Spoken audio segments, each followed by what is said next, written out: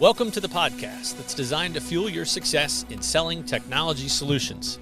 I'm your host, Josh Lupresto, SVP of Sales Engineering at Telarus, and this is Next Level Biz Tech. Hey everybody, welcome back. We're talking about a hot topic today. It's from migration to mastery, how to dominate Google Cloud. And on with us today, we've got Mr. Michael Williams, Cloud Solution Consultant 3 at RapidScale on Google. Michael, welcome on, man. Thanks for having me, Josh. And I sounded very proper with that number three at the end. Appreciate you. I know, I don't know what 1 and 2 are doing. I don't care because we got number 3. That means we're going to get into some good stuff, man. So let's jump in, dude. You've got a cool backstory. Walk us through a little bit just for everybody to get to know you that hasn't met you yet, kind of how your career in this field got started, windy path, linear path, what is it? Love to get started with that one. Well, originally I come from tech management.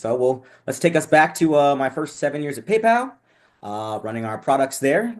Got into the fintech technologies there and moved away from the PayPal area and ran to Uber, where I was also managing. And that's where one of my good friends at Google pulled me over. He said, "Michael, I know you're in management, but I think cloud is a place where you should pivot to, even though you've been managing people." And I said, "I'm ready for a change. Let's roll this dice." That's when I took a job being an account development rep for Google. Got to work with the Chrome Enterprise team, got to work with the Google team. And after 2 years of working enterprise with them, breaking into large accounts out of the Southeast, many of the companies, I'm sure. I got to do a little bit of training down the customer engineering route. After being on so many customer calls and getting that technology bite of like, hey, what are they doing with all this cloud and how are they storing it? Got with my pod leader, who was an engineer, and went down that engineering track. Got my certification for Google Cloud. That took me to Rackspace, where I was able to be a Google Cloud SME. And from there over to another VAR over at SoftChoice, where I got to run Google Cloud for the last 2 years over there, becoming a 2022 Google Seller All-Star and getting commits up the yin yang and taking care of our technology from Canada all the way down to here in Arizona. I love it. Uh, Love that, right? Such a different perspective, right? We haven't talked a lot about Google Cloud on this show, so I think the listeners are excited. We've got so much that we can uncover, right, with what RapidScale brings to the table with your role, and so let's jump into that a little more. So obviously, everybody familiar with the channel, right? We've got a great, strong partnership with RapidScale, but now, walk us through with what you guys are doing and a quick product highlight. And we're going to get into some individual products here. We're going to get into the weeds in a second, but just talk a little bit about RapidScale's commitment, your role, and kind of how you see that standing out. Absolutely. Well, let's start with rapid skills commitment here. Well, as you know, I'm sure, Josh, like in this ever-changing landscape that we have, every business is at a different point in their technology journey. And now more than ever, tech is changing at, a rapid rate. So here at Rapid Scale, I'm going to say, uniquely positioned, being that we're, agnostic. We've got AWS, Azure, Google Cloud, as well as, on-prem data center help here. As far as what we do now on the Google side, we've got us started on a full stack of like IT services here. We present the full suite of enterprise products, and really we meet our customers where they are at. But Google Cloud being our newest cloud venture since we've been here. I love that. And I think as partners go, you checked off the boxes, right? AWS, cool. There's people out there that do that. Azure, cool. There's people out there that do that. Google, well, that list is thin already, but add all three together, and that list is very, very, very small. So I think partners are really excited about this because it presents so much opportunity that they've just struggled to find a way to capture. So we're super excited, and we'll get into the products here in just a sec. Because I know you got some experience here. Before we do that, I want to hear from you. I always love to ask lessons learned, something from a mentor, things that you've learned the hard way. Just look back the last 10 or 15 years. Give us a lesson learned. Whew. Well, I'm going to start with two here. I'm going to start with one I think will help everybody out the most. In this area that we're in technology, I think it's important to leave your ego at the door when it comes to speaking to your customers, right? We have a big pod of people that can come onto a call, right? I'm a SME for Google Cloud. We've got engineers, we've got architects. I think the important thing to do is bring the right team to the right call. Is number one, is that I've come to understand, and I think to say learning that the hard way, the easy way. I think all of us in sales have had a journey that we could have done a little bit better. And I think for me, having the right people on the call to begin with and not wasting any piece of the sales process has been the biggest thing I could put the feather in my hat on is show up correct, show up right, and that way we can shorten the sales process and help our businesses out even quicker. I love it. And I should call out too our good friend Mr. Donovan Brady. For anybody that isn't super deep yet on RapidScale, we had him on, who leads out part of the architecture team there at RapidScale. So come back, go listen to episode 112 and catch that as a primer if you need to kind of learn about the more broad, all the things that RapidScale does and how it works and how it's dialed in. Because today we're going to get really specific. So I got a big section here, products and services that I want to get to. So obviously this is big news, right? You guys coming in with Google Cloud. But I think the nuances here are we're going to break this into what we have now, and then we're going to get into a little bit later about maybe what's coming. So I want to talk about right now, high level first of types of offerings, and then we're going to get into the products. So migrations, we can help on migrations, yes. Oh, Uh, yes. ProServe work, SOW based work, yes, we can help on Oh, that. yes, of course. Okay. Yes. So we'll get to what's coming, right? What's coming, we'll talk about that in a little bit. But let's break down these migrations and this kind of ProServe work, the things that help partners get in, uncover, find opportunities, find gaps. We got some products here to talk about. So I'm gonna call out a few. We can focus more on one, less on one, but I'm thinking about things like the Google Cloud infrastructure as a service side of things, Google Cloud storage, Google Data Catalog as we think about AI and labeling, classifying products, Yep. BigQuery, VMware, Google Gemini. I mean, where do you want Ooh, to start? so many. Yeah, So many good ones right there. Well, I mean, let's first talk about let's start with the easy path here, right? Lots of customers that we talk to are many different pieces of their transformation. We could be talking to a cloud native customer. We could be talking to a customer that's been data center forward for the last 15 years, and not one cloud person in there. But let's get started with like some quick and easy transformations. Why Google would be a great start, right? Why do people use Google? Well, Google Cloud being kind of the last to the party, we are actually the most affordable cloud that there is out there. So lots of the time, people are going to be wanting to measure apples to apples, oranges to oranges. A lot of the time, you're going to be finding that people that want to save those funds are going to be moving to Google Cloud. Why is it the most affordable cloud? Well, a lot of the internet's backbone is going off of Google Rails. We've been a data company, or Google's been a data company for quite some time, and I think they leverage partners like you and I, Josh, to make sure that with them not being a customer service company, they lean into the expertise that people like us and Talaris have to bring people into that fold. And you talked about, professional services and the leveraging of Google Cloud. I feel like where companies are learning the most right now is they've been having to come not only just out of pocket for the learning, but Google is very, very specific about making sure the technology lands properly for the business. So we lead with POCs, proof of concepts. Never do we want somebody going in talking about what could be the art of the possible, and then we get to the end of that road and we say, not possible. I think with building with Google altogether, it's always been a measure twice, cut once type of deal. And they help our customers out by helping with the funding in that in a lot of different ways, especially first time customers. yeah, I love that. I mean, we've seen some of that with the AWS map funding, right? We've seen some of that with Azure's funding buckets. And so hearing about Hmm. how aggressive Google is, right? I think we've learned it's not a all funding is guaranteed. It's Of a, course. hey, let's look at the customer, let's look at the opportunity, and let's look at what they're trying to do with Google. And then you and the, any additional folks on the RapidScale side then present that idea, right? You've got the Google relationships to say, hey, here's the project, here's the opportunity that we're working on. We think it could amount to this.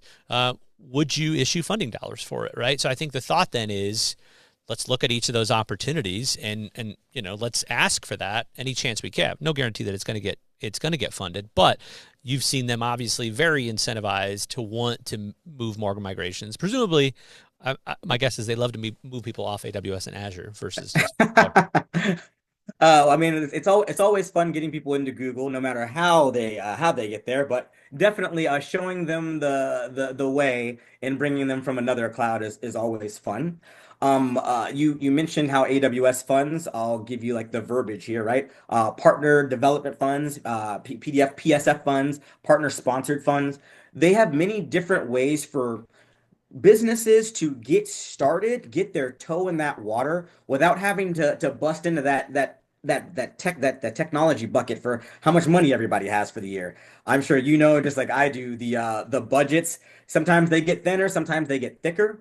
But as businesses grow and modernize, I think it's the story of the how gets a little bit more difficult if you don't have those professionals in-house. And that's where I think, that sweet spot, reaching out to you, us, and partnering with us is one of those big pieces where we can get you to that sweet spot quicker and we can help you get there before you spend that money out of pocket for something that may or may not work.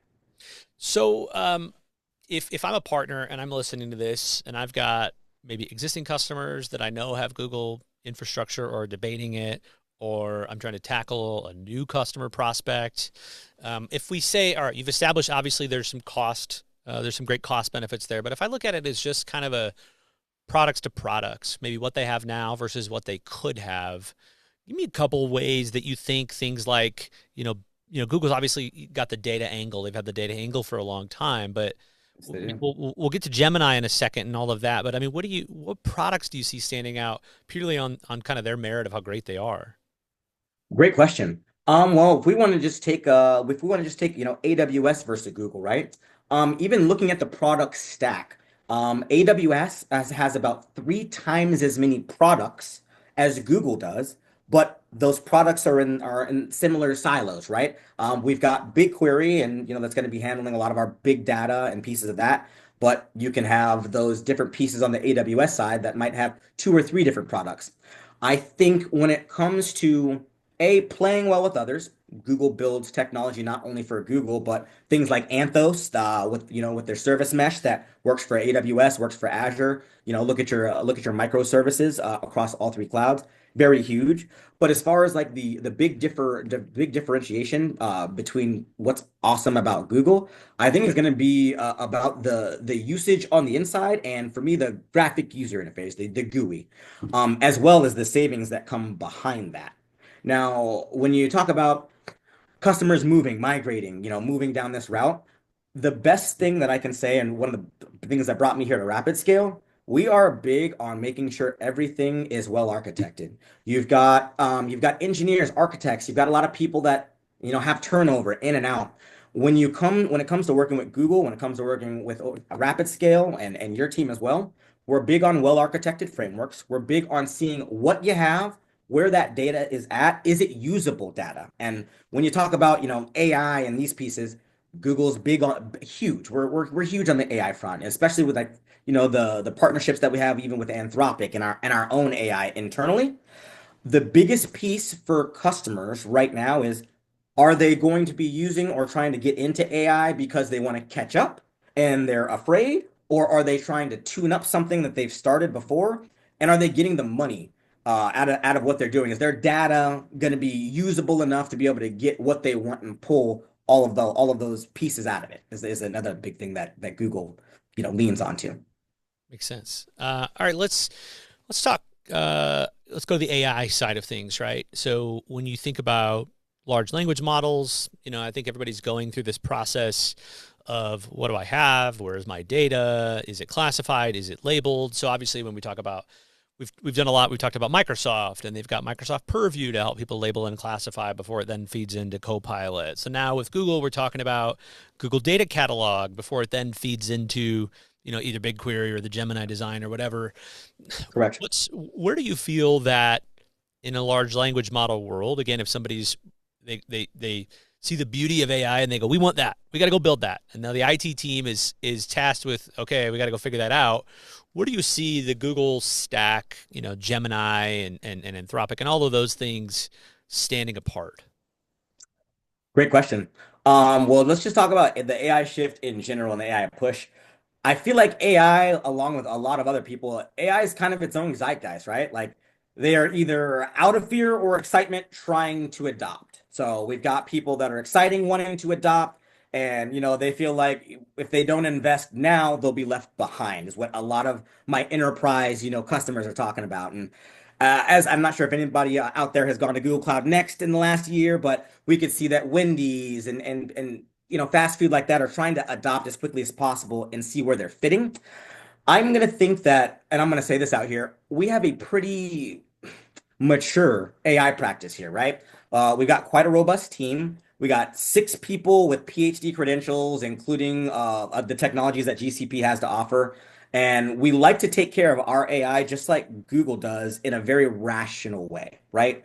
I think you touched on this is people talking about where's my data? Is it good data? Is it usable? How are we going to visualize this data, right?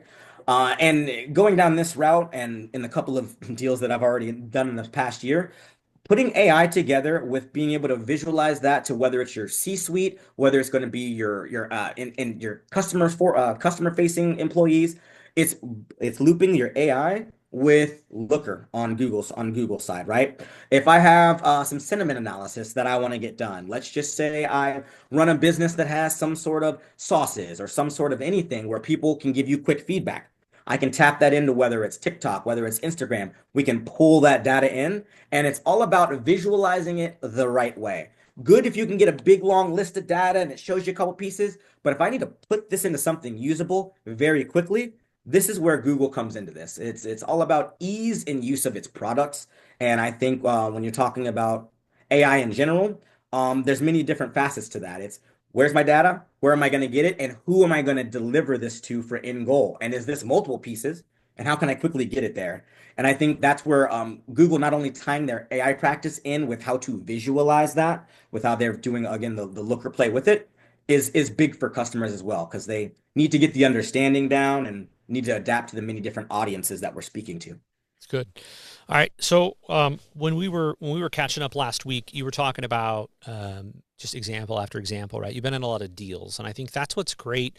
I think that's what partners love to hear. And so there's a theme that every time I ask this question seems to come up, and that theme is, when you bring in our teams, and when you get into some of these opportunities, they tend to end up with a lot more great opportunity than we maybe thought that they would start with. And so Absolutely. can you walk us through just an example of previous success that you've had where you got brought in, kind of what was the tech stack before, what was the business problem? I want partners to just kind of hear an example and what did it look like after?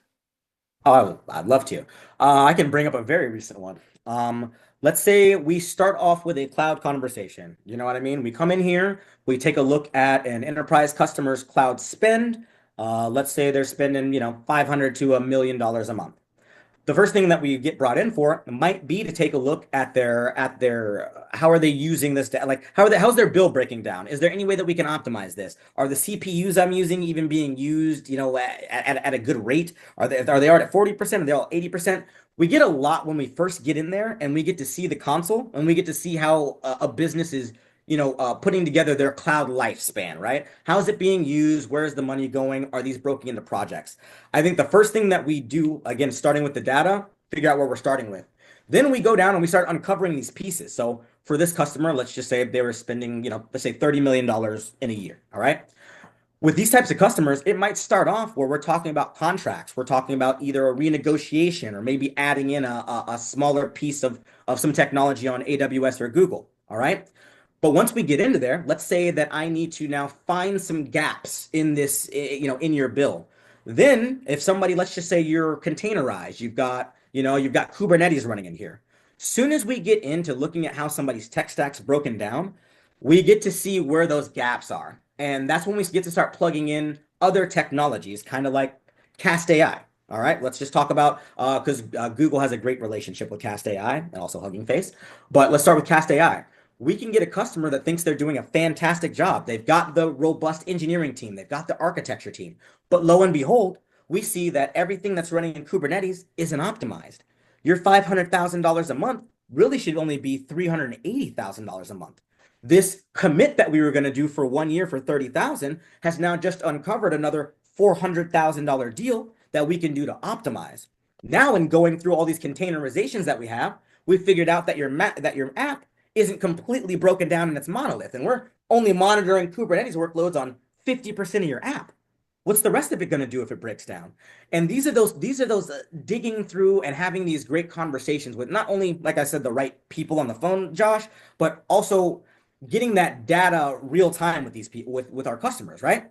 Hey, here's how this is going down, but let me show you what good looks like with another company that may be doing things similarly, and also digging into what's important with a customer. If let's just say you're about to IPO, somebody about to IPO is going to be way more concerned with where the budget's going, where the money's going, where the overhead's sitting. So we may need to dive into that more, as opposed to somebody that may be overhired over the last 2 years, and now we've got someone managing our VMware stack, but we're about to move VMware into Google Cloud VMware Engine. Maybe I don't need 3 FTEs managing that, and we run into those situations. So, kind of going down this line here. This could start off at a contract call, end up down the optimization route, and then turn that optimization route that we're talking about right into professional services. And these are the 3 to 5 deals that you talk about per one customer, right? You talk about the stickiness that we want to get with any business, right? It's nice to get one deal, way better to get 3 to 5. And going down this cloud conversation is I'm going to use the word fantastic way to uncover what people are doing with those tech stacks and if they're using them at an optimum level. I like that. I think what people have shared with me of the way that this podcast has helped them before is sometimes I'm just trying to find a wedge in. So we're always looking at what's our wedge product. What okay, maybe it's today it's security, tomorrow it's cloud, on the next one it's SD-WAN and SASE and things like that. And so I like where this is such a wedge in. There's just so many different ways to wedge in and optimize when, from a Google Cloud perspective, that to your point, we know that just doesn't stop with one deal, right? This is a one-time $50,000 engagement that we know if we do well, which we will uncover a lot in there, it's going to lead to another engagement, and another engagement. So I love, your expertise where you've had this experience that you know all these products, you know all the specific Google Cloud ecosystem products because you've played in that forever, and you can bring that to bear, and you just know that instantly. So I think it would be huge value for partners if you're listening and you've got an opportunity. Michael needs to be part of that discovery call once we tee that up. I think that's the thing partners are sitting here doing. Oh yeah, no, definitely. Bring us in, and I think you make a good point here, Josh. The relationship piece that RapidScale has created with Google and with all the rest of all the rest of our cloud, to be honest, it's about making sure we're not putting a square peg into a round hole. We want to fit the right pieces in the right places. But the reason to reach out to RapidScale, the reason to reach out to your team at Talaris and to like bring all these pieces in, we have that relationship, and it's about the quickness to not only like to market with some of the new technologies, but it's about getting it in quickly and introducing the partners that we're talking to the greater team, right? If you haven't worked with the engineering excellence team at Google, you may not know what's coming down the pipe. We do this weekly. If you haven't talked to all of the field sales reps in an environment over here, you may not know what's winning or, in this vertical. The beautiful thing about here and talking to whether it's me or any of my experts here at RapidScale, it's going to be that ability that we have to immediately bring a great relationship in. And also we have so much to pull from all of the data pieces, from all the deals that we've sold, right? We want to make things easy for customers, and we want to bridge that gap because most customers haven't even had a conversation with Google, a Googler, a Google engineer. You get us in here, you pull us in, we will bridge that gap for you and meet you where you're at, no matter where you're at in that journey. Awesome. All right. So we talked about high level on services. We talked about migrations. We talked about professional services, defined SOW engagements. What we left out a little bit is what's coming. So, can you walk us through what's coming, whether that's this year, whether that's 2025, a little more of that kind of managed services mindset? Absolutely. Well, as we can see in this last like year, we've had big changes in lots of tech companies, whether it's going to be security, whether it's going to be Broadcom, VMware takeover, those pieces. We want to make sure that we continually make things easy for customers as things go down, right? So let's talk about what's happened recently, even with VMware, recently, whether you're going to be going to VMware on Google Cloud and reducing your spend that way, or whether or not you're going to be leveraging some of the, again, funding that they have for coming up in 2025. If you are a business and you have yet to completely transform, or you're looking to go multi-cloud, or you don't quite have the bandwidth to get the ideas and to figure out what's sticking on the boards right now, this is when you should reach out to Josh. This is when you should reach out to us and our teams over here at RapidScale. Let's figure out what the art of the possible is, or where you're trying to shoot to, so that we can easily get you in there to speak to us and with the right people. Like I said before, we have a very, very robust AI practice here. We have 10 PhDs in the building. We are doing AI at an extremely high enterprise level. And when it comes to looking around the next corner, I believe that, as we know, there's not a lot of AI experts out there right now.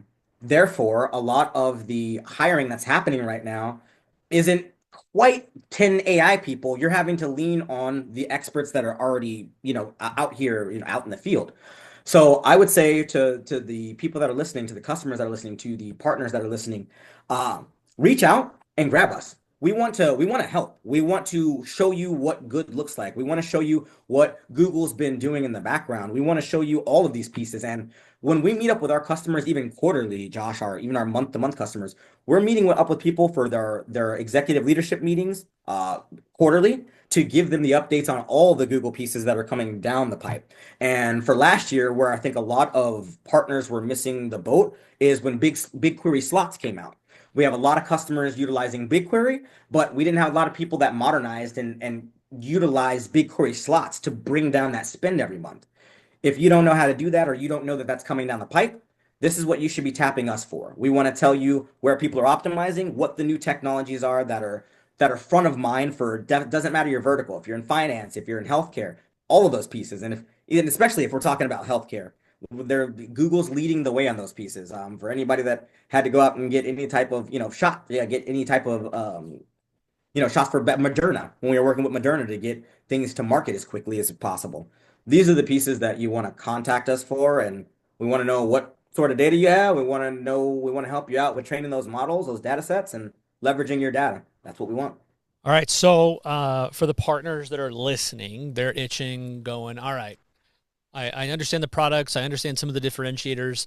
How in the world do I talk to my customers about this specifically and uncover some of these? So I'm a big probing questions, right? And Love so it. whether Hmm. whether they're sitting down with their customer at lunch, whether they're sitting down with their customer at their own kind of QBR, just them and their customer, or whatever the engagement is, what what ways would you? What are the questions that you would give those partners to ask of the customers to tee up if there's an opportunity for us to all come in? Love this. Well, I'm gonna give everybody a little secret here, Josh. If a company does not have active conversations with Google or a Google partner, I'm gonna say, at least for the last thousand that I've seen, I'm gonna say 90% of the time, those people are the customers without discounts, without monthly discounts, without like their boots dirty, knowing like what's going on in the internals. So the first thing that any partner can lead with is, hey, have you ever been in contact with anybody at Google? Step one, have they talked to Google ever? If they have not, the first way that I lean into is getting people set up with their infrastructure discount. Most people are paying full price for their Google stack. They have not been able to reach out to Google. Google hasn't reached out to them because maybe they don't spend enough, or maybe they're multi-cloud. Whatever the case may be, there are simple and easy ways to get a discount on their monthly bill. That's the first thing I ask. Hey, have you ever talked to your Google field sales rep or your Google engineer? If that's a no, you can almost bet your bottom dollar that they're paying full price for their infrastructure. And this is a great way to have an infrastructure discount conversation, no matter who you are, whether it's 2%, 3%. This gets that first piece, that this gets you in the door to being able to own that spend, right? A lot of people are direct to Google and they don't know that they can work with partners and get an immediate discount. They don't know that. A lot of people don't know that they have instant access to Google Cloud Skills Boost, Josh. I get to give 30 licenses to every customer that spends with Google because Google Cloud Skills Boost comes with you when you're using Google infrastructure of any kind. So another piece is if they have internal people that have not been upskilled or used any of the Google Cloud console at all, I shoot them right over to Google Cloud Skills Boost. I make them an admin, and then I help them get their boots dirty and their internal people's boots dirty by trying to figure out what's. But use Google Cloud Skills Boost. We have different modules for AWS professionals, for Azure professionals. If it's your first time in cloud, there's so many different ways to utilize Google Cloud Skills Boost. But those first questions to get that conversation going is, hey, what's your current discount on your Google Cloud infrastructure? Most times people don't know. And that's a great way to get in. Let's save you some money. Secondly, what in a perfect world would be great for you to have on Google in the next 6 to 8 months? I always like to put a time frame on anything that I'm talking about regarding product because you never know if this is something that a customer has been thinking about sitting on for the last 4 months. They just didn't know what direction to go. That's when you throw that at them. So, A, have you talked to Google? B, whether who's your admin? Big question. Who owns your Google spend inside of your business, Mr. and Mrs. Customer? A big piece there because sometimes that right hand isn't even talking to the left. And in my last case, I can tell you that uncovered $30,000 in spend with a company that doesn't go Google first. So they don't spend $500,000 in Google every month. They didn't really care where that $32,000 was going every month. Lo and behold, since they don't care, we got to take over that spend. We got to save you that 3% a month. We got to give you a Google engineer to kind of go through here, figure out what good looks like. And we made a little, we made a little map to figure out, hey, we'll meet bi-weekly. You guys say you want this. Let's put together a statement of work, a POC, and let's utilize some of this Q4 budget to get you going.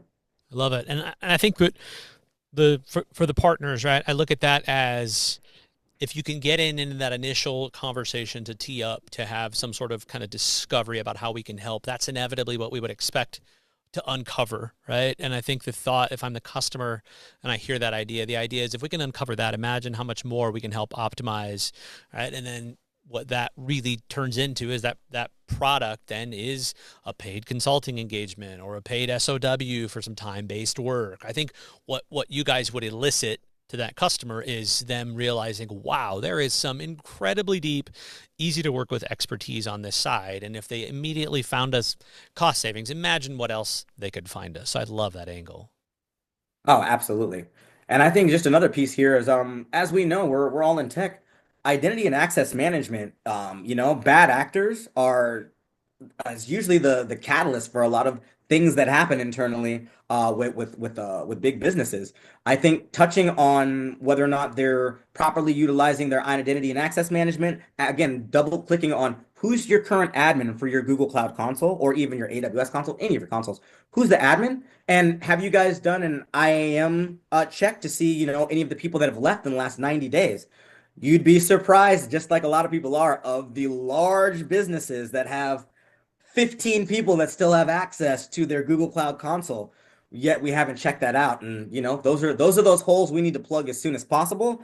And we're in an election year right now. So I think a lot of people have already been looking out for their security and those pieces, but it never gets old and it's never bad to ask somebody about who's the admin, when's the last time you've done an identity and access management sweep. I like it. Huge. All right. Final thoughts here. So Michael's opinion, looking out to the future. I don't think we can look out too much more than 12, 24 months. But if we look out that far, what are the innovations that you're most looking forward to in this market or just innovation overall? I think anybody could say, AI is super, super cool and it's innovative. I'm excited to see how people continually utilize AI because I've seen as far as I come from working a lot with the architects and the engineers, how people can go quickly to coding and to have an app built and to quickly troubleshoot based on AI and the use cases there. It's beautiful. It's a beautiful thing. But if I'm like, more excited about anything, and working for again a partner, it's about the optimization here, Josh. There's so much money we can save businesses across the board. You want to talk about where people thank us the most or thank me for my expertise the most? It's saving them money and saving them time. That is it. We are here to save people time and money. So I think the optimization that Google is leaning into with other companies, like I said, Cast AI and the people that are needing to go in even deeper, right? Optimizing Google Cloud's one thing, optimizing your Kubernetes workloads across three clouds all at the same time, another conversation. So I'm really excited about the optimization pieces that are coming down the pipe, especially with Kubernetes and containerized workloads. I think that's the most exciting piece. Save that money, reinvest it somewhere else. I love it. I love it. I love that we're still talking about it. I mean, there's so much innovation that happens, but there's still so much money to be saved. It's really what this industry was founded on years and years ago. Now we just have 800 more products and a ton more suppliers to be able to do it with, and with great complexity, partners continue to add tons and tons and tons of value. So I don't know how these customers are ever trying to do this on their own. I could not imagine being a customer and trying to figure this out myself. Well, I'll tell you what. Well, we're here to make things nice and easy for everybody over here, customers, our partners, and everything, Josh. So I'm just very very grateful for us getting to have this chat, talk about some GCP. Love it, man. All right, Michael, that's it, buddy. Thanks so much for coming on. Lots of good nuggets in there. Really, really appreciate you, and encourage everybody to reach out to you. I think you're going to do some good in this channel. We're gonna have some fun out here. Definitely. Thanks for having me, Josh. Awesome. All right, everybody. That wraps us up for this week. I'm your host, Josh Lupresto, SVP of Sales Engineering. This has been Michael Williams from Migration to Mastery and Dominating with Google Cloud with RapidScale. Till next time. Next Level BizTech has been a production of Telarus Studio 19. Please visit Telarus.com for more information.